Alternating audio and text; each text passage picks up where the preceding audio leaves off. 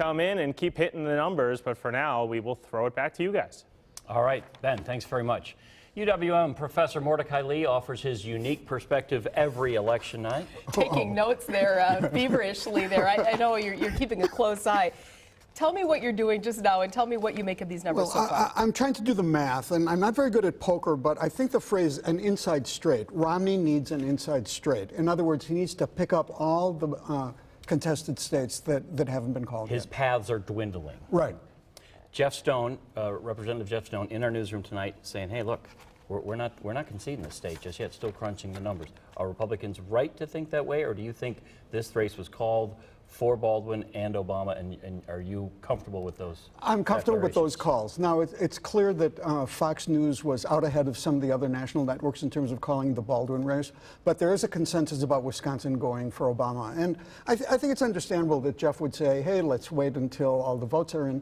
But generally speaking, the science of projection is getting good enough, and there's enough of a consensus that we should assume that's correct. Some of the Facebook posts that I have seen is, how can they call this? How do they do that? Do they have some inside guy like a little elf working in there, and they're seeing things that we, the general public, aren't? Kind of explain how this works. Sure. The tallies that they get from their exit polls are different from what we're seeing on the screen, because those are the officially reported numbers. So based on the sample precincts that they picked as being representative of a whole state, and based on the random number of people coming out of that polling station, they then do the projection. Now you're piling a probability on top of a probability, but it still is good science.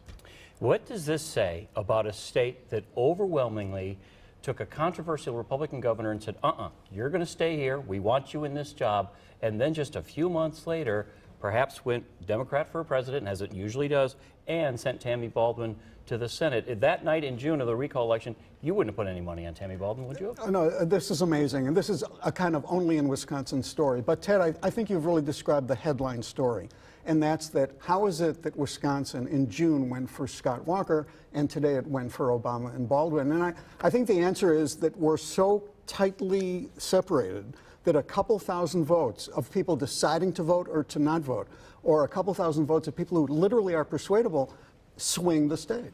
All right, Mordecai, you're going to be here throughout the night. We'll check back with you again. Appreciate your perspective. Thank you.